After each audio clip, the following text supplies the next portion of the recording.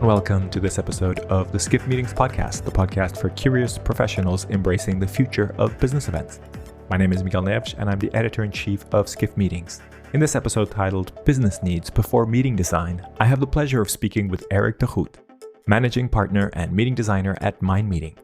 We cover things like the 6 reasons to use meetings, which are different to the objectives of the meetings, why understanding people is so important to meeting design, the importance of combining different ways of thinking to become a better meeting designer, why meetings need more well-being and physical activity in them, and why boards need to be involved in meeting design.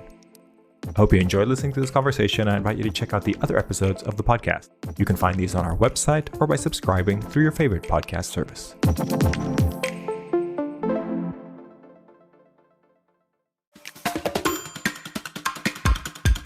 Hello, everybody. Welcome to today's episode of the podcast. I'm delighted to be joined by Eric de Groot today on the Event Manager podcast. Eric, welcome. Good morning to you. Hey, good morning, Miguel.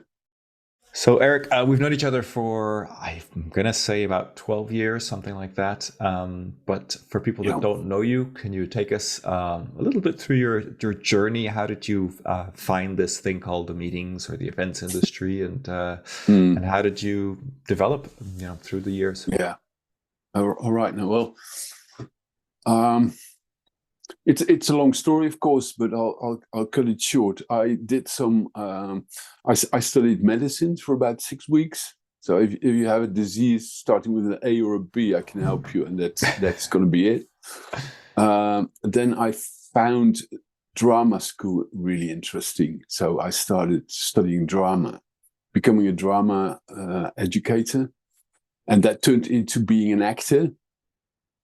And as an actor, I got invited to do openings at conferences, at openings of musea, etc. There was an event agency that hired me to do that. Okay. And so I got into what meetings are like, and I was totally surprised about how boring they were. Coming from the theater, on the rehearsal floor, anything is possible, and then you step into the floor of business meetings, and then suddenly nothing is possible. I mean, that was totally astonishing. I thought, these are bright people, they have money, they have goals, they are targeted people. Why do they do this? And that surprise, I'm still surprised up till today, why so little is possible on the meeting floor, why people don't just celebrate life and really meet and really build upon that.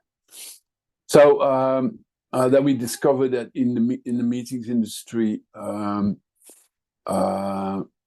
organizer was a designer at the same time, which is strange because in architecture, for instance, you have an architect and you have a construction company. But in the meetings industry by then, and I'm talking about 30 years ago, the organizer, the event agency, was doing the design as well. Mm-hmm. And we said, we don't want to do that. You need 2 types of brains for this. The organizer needs to be very organized. And the designer needs to have these fantasies and needs to think out of the box or without any box. Mm-hmm. So that brought us on the path of considering meeting design as a separate profession, and that's what I still do today. And when did you make that leap to kind of, being that designer or assume that role? Well, pretty quickly, because I'm getting bored really quickly by having to be too organized. Mm-hmm. So it just wasn't me. I needed someone doing that for me. That was pretty easy. So, and then finding someone who was doing that really well, then there's no question. And you don't even realize that it works like this in the beginning. Yeah. So that came pretty quickly. Yeah. And so what do you do today?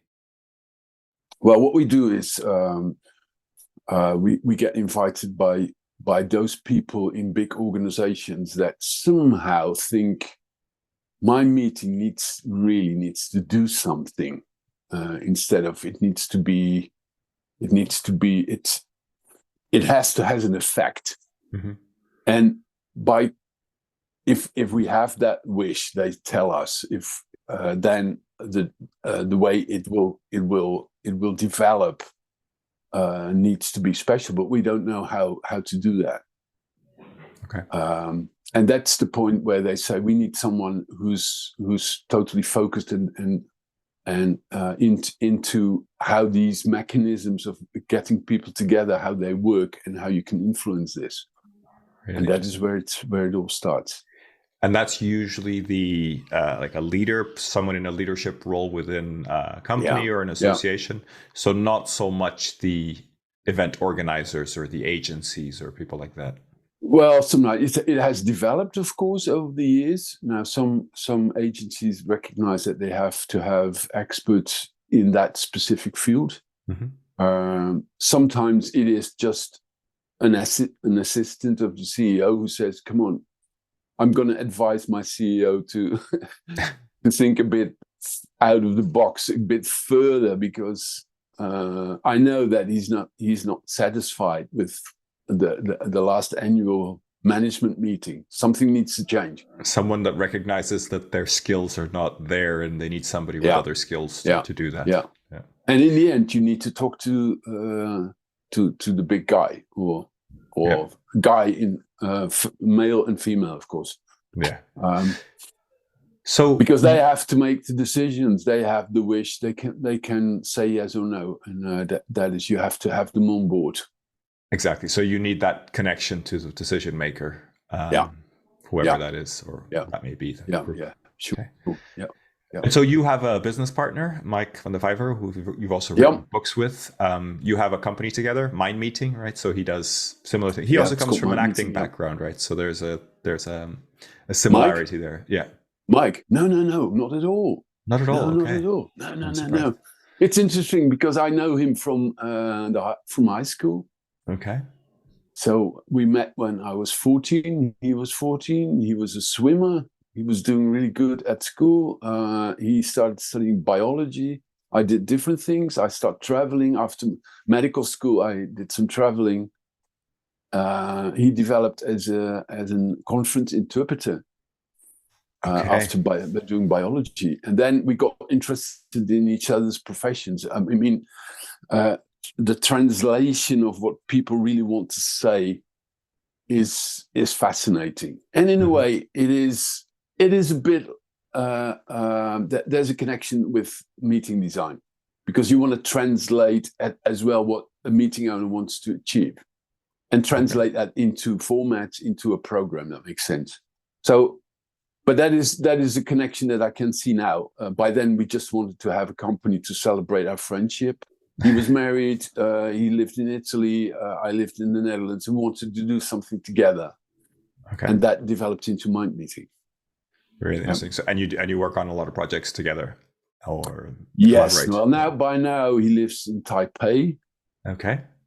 He and our sister company there, Orange Gibbon, is developing the market in Taiwan, and in a couple of other Asian countries. So I see him a lot online, and we don't do projects together anymore in that sense. Yeah, you write books together. That book was a great big project. I really enjoyed that. Okay, and we had these long sessions. Yeah, so your company name in the Netherlands, De Wet van Thomas. What does that mean? I mean, I literally translated, it just means that was Thomas, right? Or something like that. But Thomas's law, it means, yeah. Okay. Yeah, that was a guy in the last century, that's a sociologist, that first wrote about how groups work. Okay. And his discovery was, which is in the UK pretty special to realize, is that a group of blue-collar workers and a group of professors, if you see what the mechanisms are that are steering what they do as a group, these mechanisms are the same. Mm-hmm. And of course, everybody thought in coming from the Middle Ages, we think that well-educated people, they do things a lot more elaborate than people that are not educated. And he said, there's no difference. And this Mr. Thomas wrote a book about this, and I thought, thinking about a name, okay, this is interesting. My profession is about group dynamics as well. Mm-hmm. So I call it the Thomas's law, the wet van Thomas. That's fascinating. So is it about the group dynamics in terms of how people interact? So it doesn't Yes. depend on the level of education, on the kind of the types of interaction and how people reach decisions, that kind of thing. They use different vocabularies. Yeah. I've got this great thing. Now I remember. I did a. This is one of my. I'm proud about. I'm proud about what I'm about to tell you now here. That was about the subconscious. Mm-hmm. The subconscious. How can you use the subconscious in safety on the work floor? And we had all these CEOs from these big oil and gas companies in the room. Mm-hmm. So we thought we have to do something that makes them really sort of astonished, flabbergasted. So what we did is we had this. There was a path they had to go from the parking lots to the meeting venue, and on that path we had there was this little sign saying, "Please turn off your telephone. Please turn off your telephone, because we in this venue, we like you to really connect and not go to your screen. This is, if you don't want to do this, is okay, but this is our proposal to you." That was a really nicely designed sign.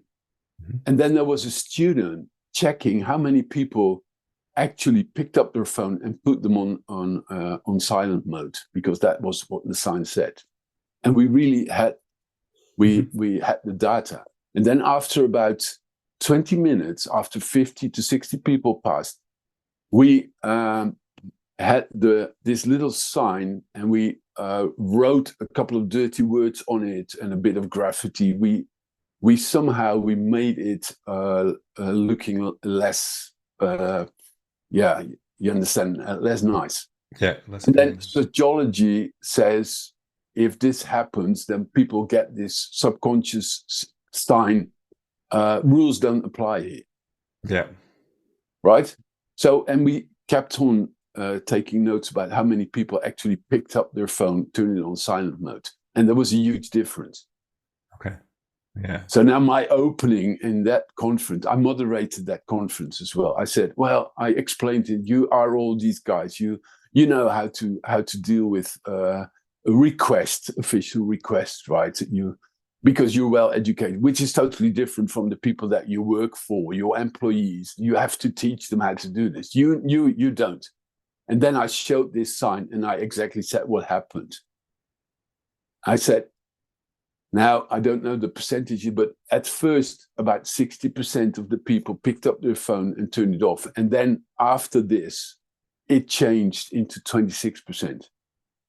Yeah. And they were really silent, like, okay, all right. So we, in a way, we are the same. We are reacting the same on such a simple sign.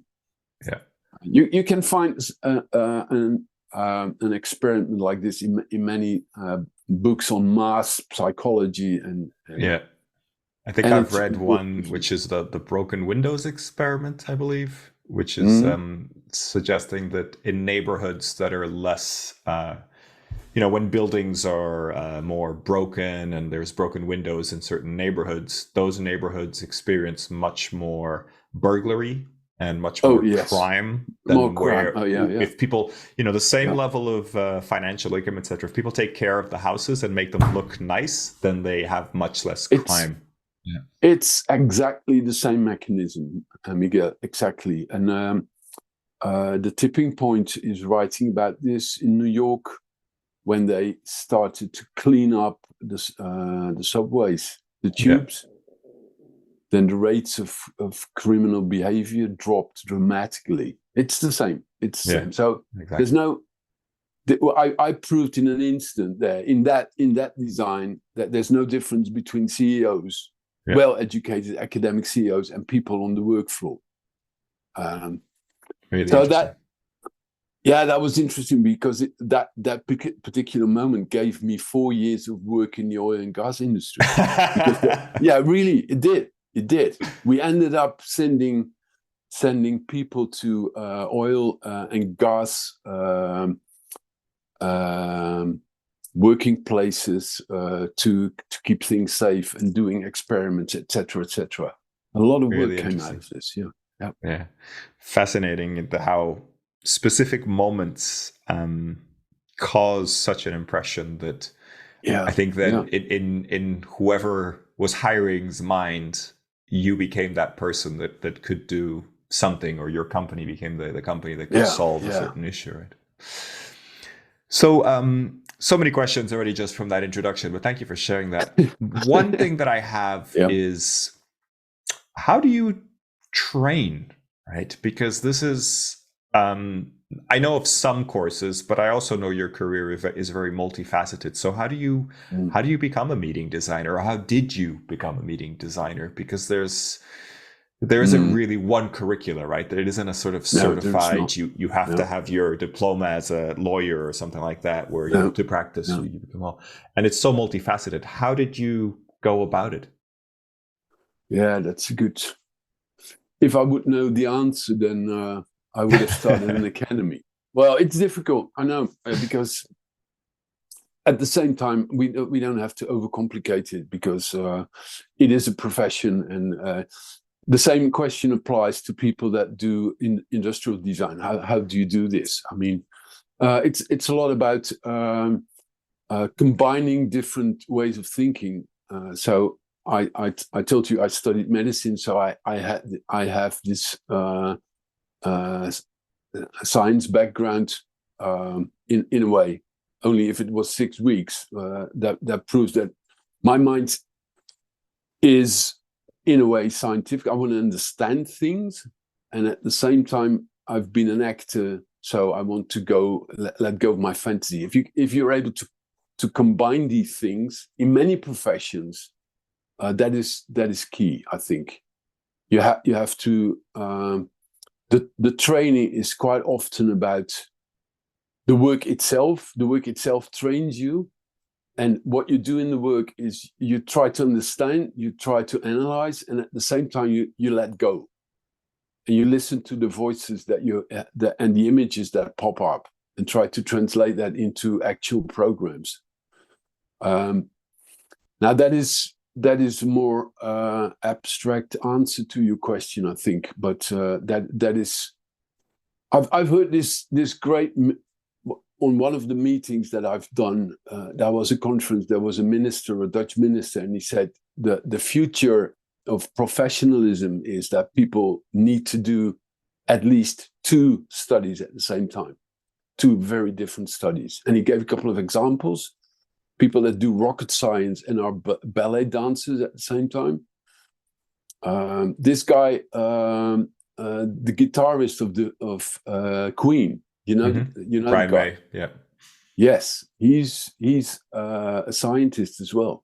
Yeah. He's doing 3D imaging in astronomy, and Nice. he wrote a book about this.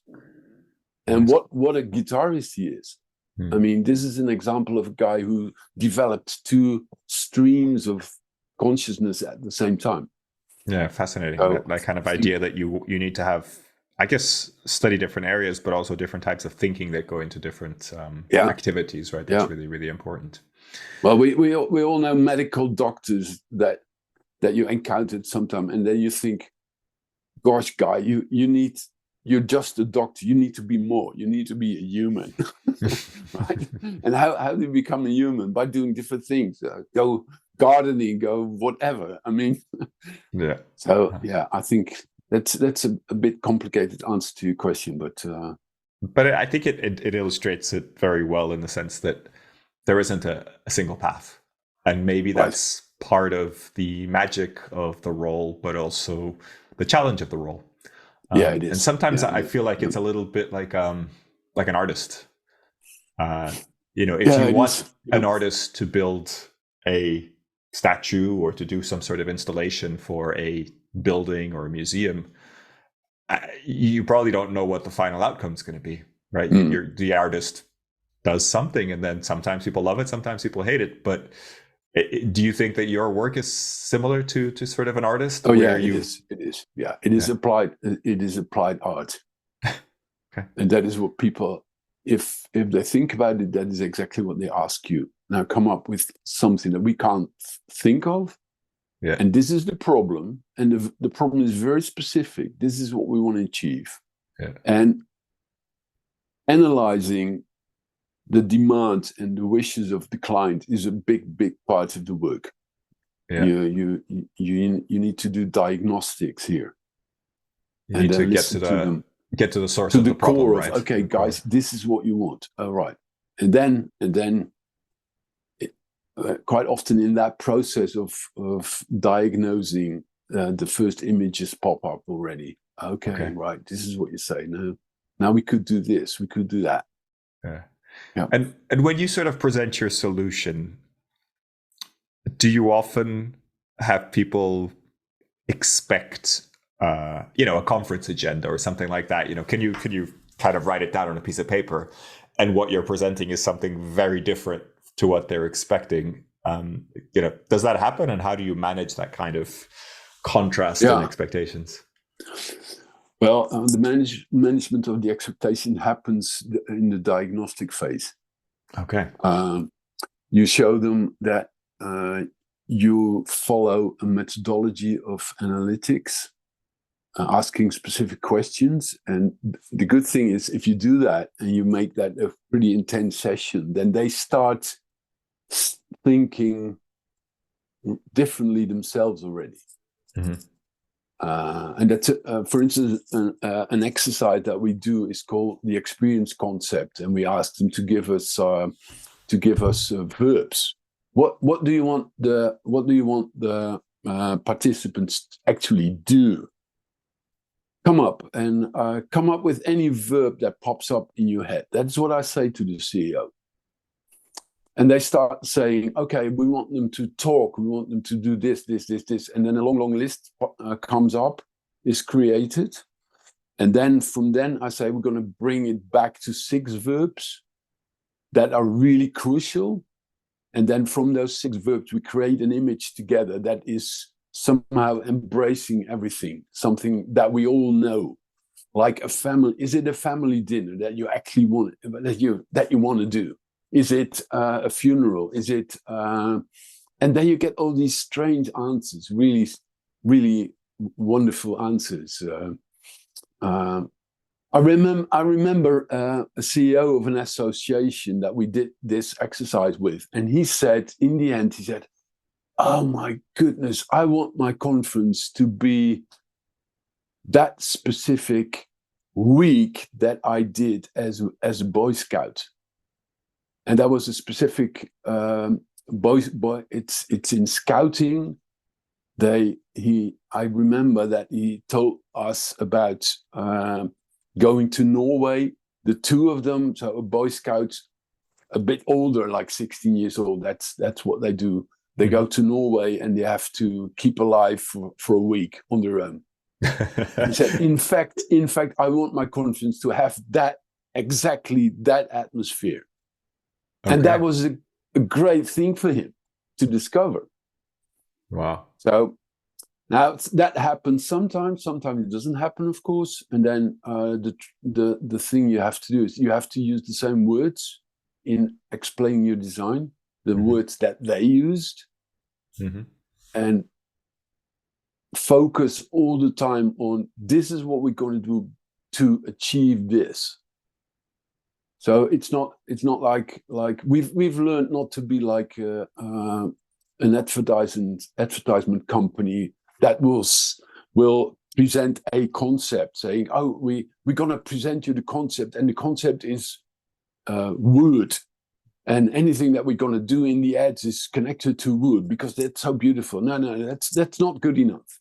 It's not about some sort of concept that only exists in my head as a designer. I have to find the concept that exists in their head, but they don't know it yet. And then show all the time why all the different steps in the design will lead to the result that they want, and then they go. Then they follow it. That's fascinating. It does sound like you throw away the box right from the first phase when you're inquiring, yes. right? So you kind of make sure that the box is completely out of the window, and then you kind of build together. Yeah. You can do these little experiments, saying, okay, I'm going to say a few things, and then just react. Mm-hmm. And I need to know what you think is really strange and what you think is really interesting. So how about giving all our attendees a black hat with a little speaker in it? What do you think about this? Is that possible? Yes or no? If I come up with an idea like this, are you going to say you're crazy, or are you going to say, well, explain me, why should we do this? And I say, it's whatever your answer is, it's okay. And then they say, well, a black hat with a little speaker in it. Well, if you really have a good reason to do that, then we want to hear it. And then I know, okay, that's possible. Mm-hmm. There are possibilities in that direction. That's interesting. Are you sort of testing to see if there's budget, if there's willingness, if there's openness? Is that what you're doing there? Yeah, I want to discover how what their borders are in their heads, in mm-hmm. what they find, what is normal, what is just outside of the normal but still interesting, and what is really not done. Yeah. And I learned that by mistakes. Yeah. We had these advocates, and there was that many years ago, and we sat to them. We want to go to a swimming pool with all of you, because guys, if you want to work together, you need to bond in a really different way. So we're going to go to a swimming pool. We're going to give you swimming lessons all together. Mm-hmm. Boys, girls, males, females. And this was a group of lawyers? Lawyers, yeah. Very prestigious lawyer firm. Yeah. And then we say we're gonna let you sleep overnight in a big hall, and we build all these different beds, and every bed's gonna have a light. Mm-hmm. And then we give you nice books, and you all can read together. And then in the morning, there's going to be breakfast. And then they said, no way. And then I found that somehow really frustrating, because we thought it was a really good idea. But later I understood, my goodness, this was ridiculous. We should have diagnosed it a lot better. Okay. So. Interesting. Thanks for sharing that. I think it's always good to learn also from failures and kind of understand what was wrong and how you kind of can improve on that.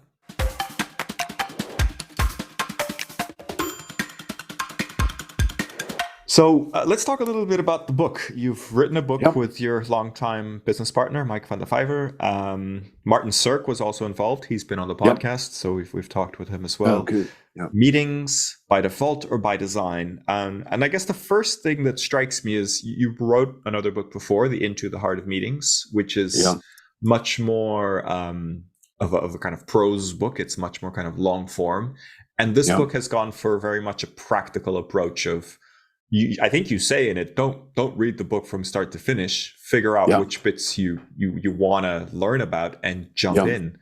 That strikes me as a very different approach. Could you tell me a little bit about the process of getting here? Do they just complement each other, or do you feel like? That's the right word. Into the Art of Meetings is really meant to inspire people on the path of design thinking. And we thought there's so many things in life that get designed. Meetings are not. So let us explain why meetings should be designed and how that works. Mm-hmm. And that was Into the Heart of Meetings. And it inspired loads of people to start in terms of designing meetings. But then we discovered that you can't expect anyone to be a designer. Especially not meeting owners. So let's make it very practical for them. If you're responsible for a meeting or a series of meetings, and you have this feeling of a certain aspect of this needs to be improved, then you have to go to some resource saying, okay, what can I do about this? And that's the book. So it's 40 different topics that we can imagine a meeting owner thinks, wow, my networking, I feel it could be better somehow. Or how I produce and how we create this meeting as a team. Something's going not well enough. Or the end, we're always struggling with how to end a meeting. What do you need to do there? Yeah. So these are the 40 different things, and that's why you have to be fueled by a wish of improvement, and then you go to that chapter, and then you have to start doing things because, well, that's the story of meeting design. Meetings need to change things, otherwise it's going to be entertainment. Now the book is not entertainment; it is activating people. So do something. Are the books for the same audience? No. Okay. I think that Into the Heart of Meetings is more interesting for people that have a more, maybe an academic approach or a design approach. People that do design in different fields and think, oh, meeting design, what is that? No, let's read about this. And we hope that the meetings by default or by design will find its way into the libraries of boardrooms, board members that say, okay, we spend so much money on meetings, and somehow there are different things and different reasons why they just don't deliver. Let's read the book. Let's pick that chapter there. And then start doing it. Yeah. Because I was kind of thinking that Into the Heart of Meetings was more the boardroom book, and Meetings by Default or by Design was more the planner manual in a sense, and that maybe the boardroom could read Into the Heart of Meetings and go, actually, we need to, and then the planner could pick this up and kind of take some ideas. Maybe I'm getting that completely wrong, but this feels like a much more practical approach, where a planner that, yes, is more focused on logistics, but as you said, not every meeting has a designer involved, but at least if you inspire planners to do better networking, to think about stage presence better, to do endings better, etc., then maybe you're chipping away at better design, even if you're not solving the whole issue. Would that be fair? Yeah, it could work like this. However, each chapter has a piece of advice which is called Do Now, something that you really can do even if the meeting is 2 or 3 or 4 weeks away. And there is the next level advice. And the next level advice always demands a decision on a high level. Yeah. So that is exactly something that a board member, really a meeting owner, should read and say, okay, I'm going to reorganize this part of our meeting and make it more improve it. And that's not in a way not a practical thing, but there's a decision that needs to be taken first, and after that decision they can go to the next level. So that, especially that part, is board level, I think. Yeah, I think interesting. Yeah, I think at the board level, I think also there needs to be some sense of practicality, and I think maybe you can also inspire different parts of the board. Maybe the board level thinks they know how to do meetings, but maybe they need a better way to end meetings, as you suggested. Yeah, that could be a way to start thinking about meeting design, and then kind of working your way back in many ways. It's interesting, Miguel, because we see the sales developing on the Amazon website, and sometimes people order both books together. And Into the Heart of Meetings really describes meetings as a very specific form of communication, and quite often on board level people don't realize this. They say we have this whole design department internally for anything that has been printed or published online. And they have a whole crew for this. Mm-hmm. And for meetings, they only have an event department that do all the logistics, but there's no designer involved there.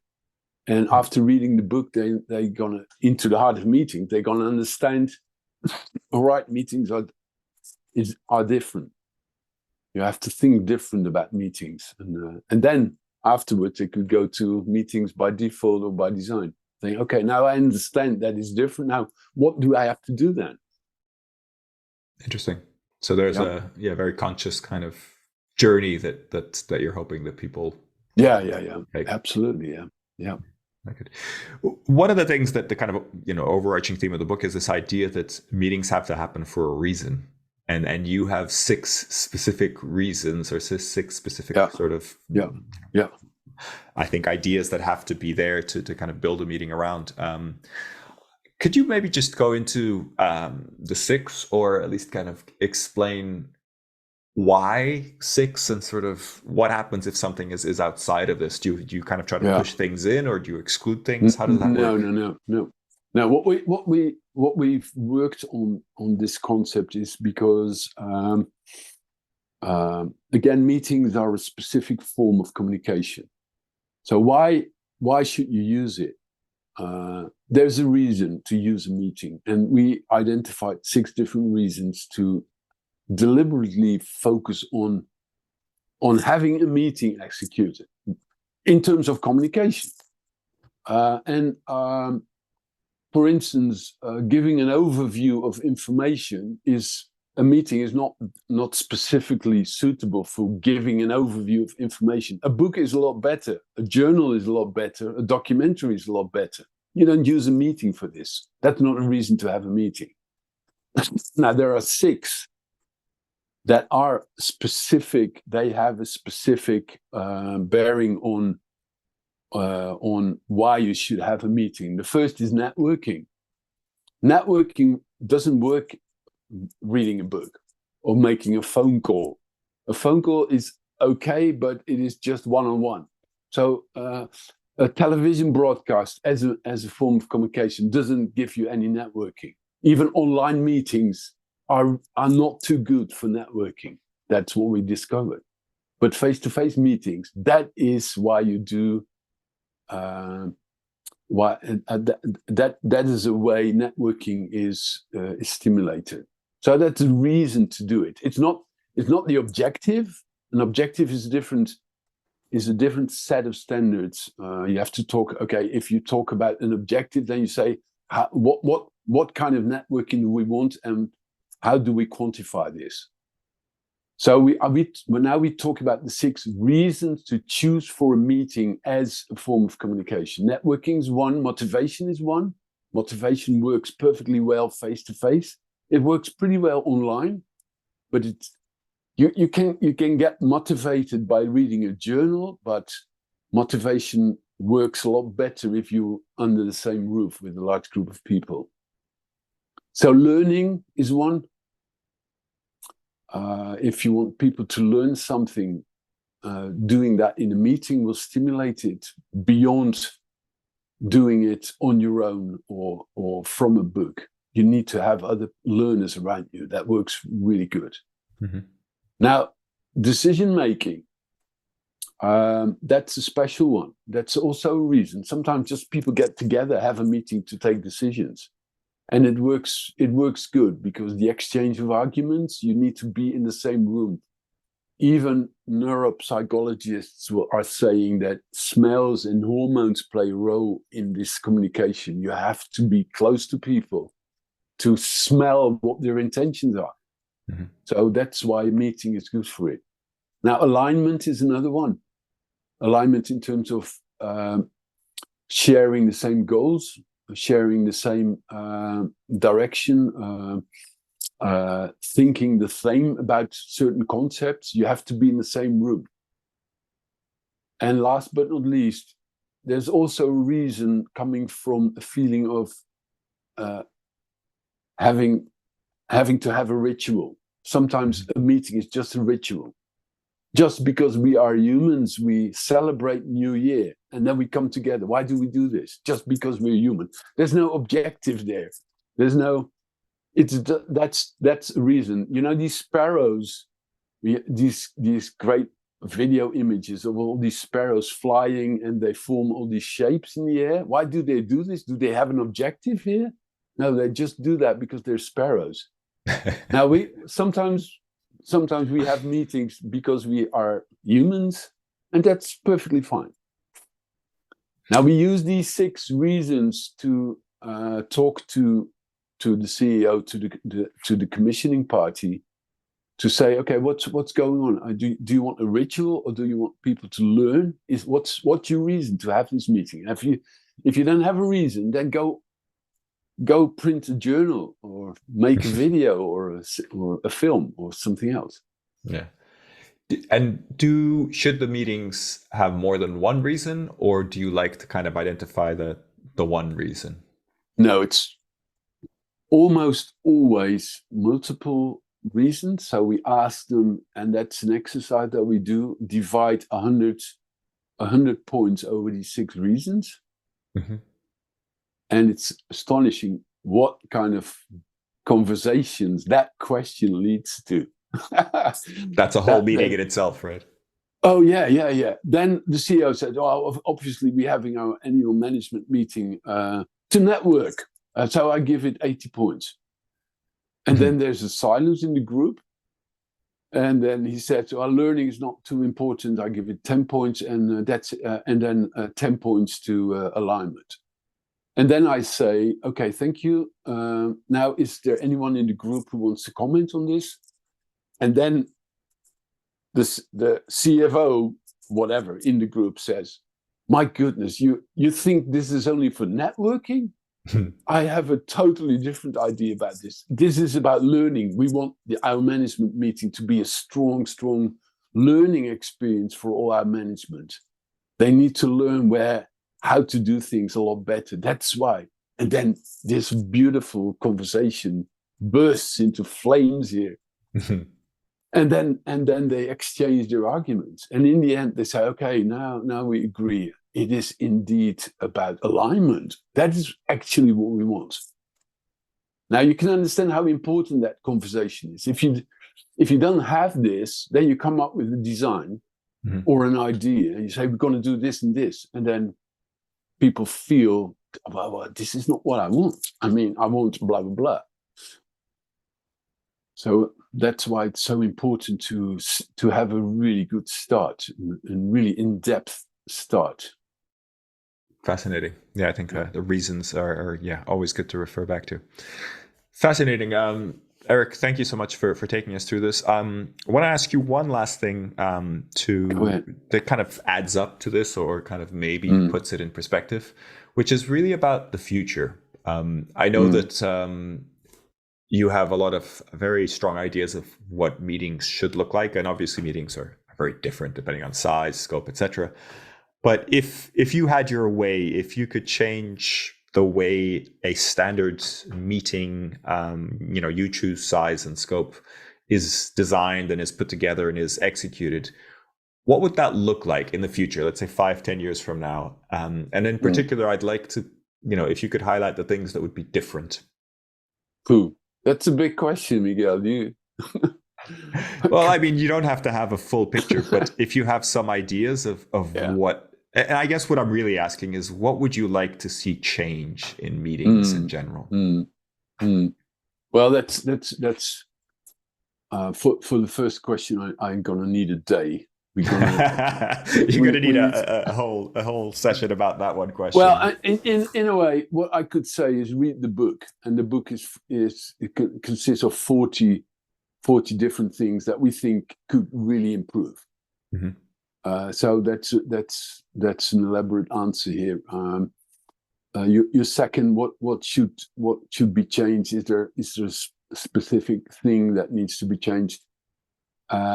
Yes. What I feel is that it sounds a bit obvious, but there need to be more health in meetings. Just more health. Just the other day, I was in the south of Germany for a meeting. They gave me a call 3 weeks before it starts. It was executed, and they say we have 45 minutes in the end to activate people. And I came there and I did a proposal, and we did that. And then I observed that whole meeting, and these guys, 300 management people from a production company, high-level people, big worldwide company, they had them sit on chairs for hours and hours.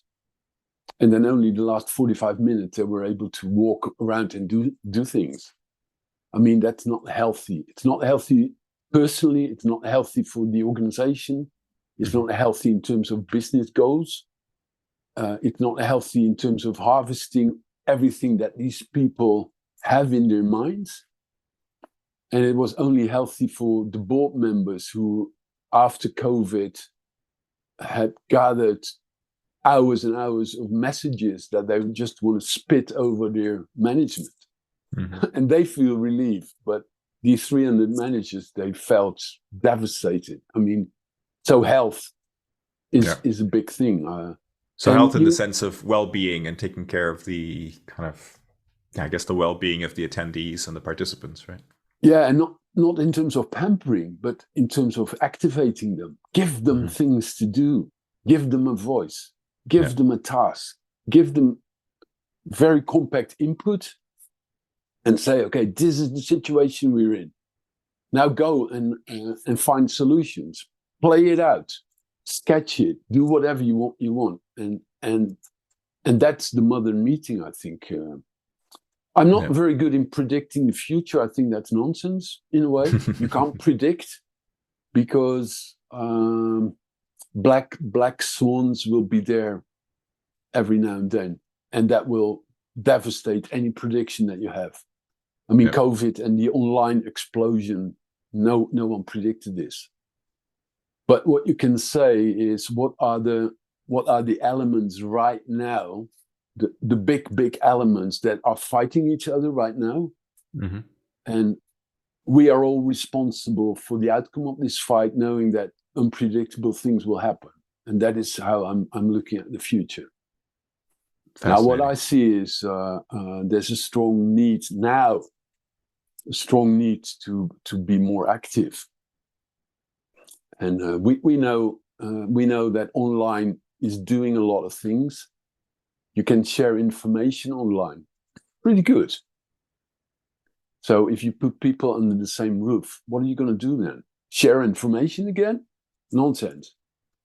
So you need to find new ways of activating people, making them really happy, and making them resourceful and valuable for the organization and for themselves as well. Yeah, truly participate rather than attend, right? Or just kind of absorb. We found that in a way my motto is from an audience to a contribuence. Audience, we know an audience is the word that refers to the Latin of auditore, listening. And there's no, in English, there's no, in Dutch either, there's no word for a group of people that will contribute. So a couple of years ago, I came up with the notion of contribuence. That's a contribuence. Now, turning people into contribuents, that's the trick. That's we need to learn this. Absolutely. Well, I'm glad you're writing about it and you're doing it actively. So happy to hear about it. Eric, would love to get your recommendation for somebody else that we should have on the podcast as a guest. Because we like to have our guests suggest other guests and kind of complete the circle or expand our bubble to reach more people. Yeah, I've got two recommendations. One is pretty abstract.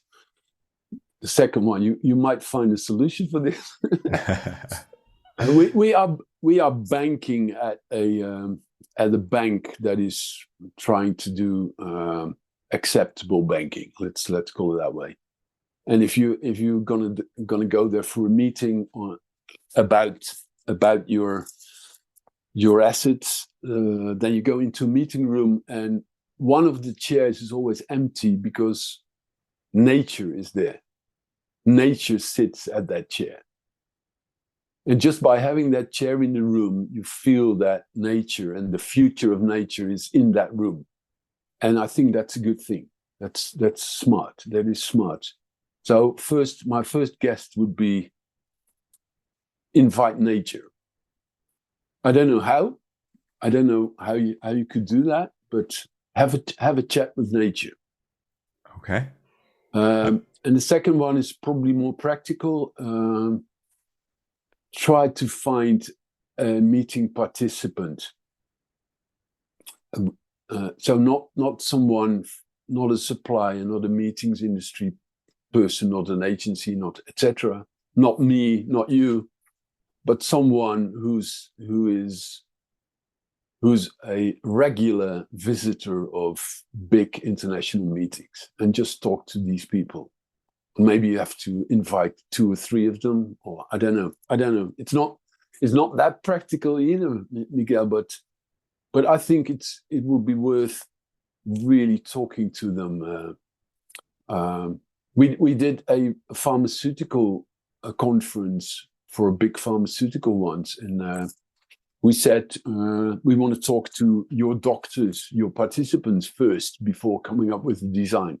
That was really difficult because you have all these regulations. So we proposed, during the conference, let's talk to doctors and just interview them about what they think about this conference. And that was a regular medical conference.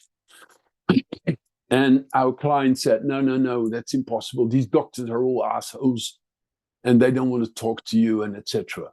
And they said, well, we said, can't we try? Allow us to just have a couple of chats. And they said, okay, do that. And then we did it. I hired someone, and we had over 60 chats, and only one doctor was an actual asshole. All others were really nice people. And they were really willing to share their thoughts. And there was one over-compelling desire. And they said, we don't want to have all these research outcomes presented anymore. We want to talk to each other. That is our wish. Now, the motto here is if you talk to participants really in depth, then you're going to discover what meetings need to be. So I would recommend for you, Miguel, to find one of these doctors or whatever, someone who's capable of sharing what he's looking for in the meeting. I don't know. I like it. I think it'll be a kind of a group of professionals that are not linked to the meetings industry. I think that's the secret, right? And then let attend meetings. I mean, I recall seeing this really funny thread on Twitter. I don't know if you came across this, which was initially during the COVID pandemic. Somebody said, "Oh, I'm my wife, I think, or my husband maybe, is doing a virtual conference online. So I'm going to walk into the room and turn on the lights and off and open the window and make the room really cold and then make the room really hot. And I'm going to serve them really bad food just to kind of emulate what a real conference is like." And then people started jumping in with kind of suggestions, and this became this huge thread of kind of like horrible things that really happen at conferences that we just take for granted or just there. And, of course, some of them were very kind of satire and kind of, kind of ridiculing the whole situation. But I thought it was fascinating because it's like this, we assume that we put people in convention centers and they have a great time when they go to this conference. But people notice that a lot of stuff is really crappy and it's not great to be in those situations. And when you start talking about them, they realize, okay, the vision or the image they have of conferences and events, yes, it's good in many ways, but it also has these things that really annoy people. And so it was really interesting to get that kind of perspective. So maybe we'll find whoever wrote that and invite them on the podcast and have a sort of participant. Yeah, that's a good idea. That would be an entrance. Yeah. Brilliant, Eric. Thank you so much for your time, and thank you for joining us today. It's been a pleasure chatting with you, and good luck with the book. Miguel. Hopefully you sell a lot, and hopefully we'll see you soon again. Hey, Miguel, thanks. It was a joy. Bye-bye.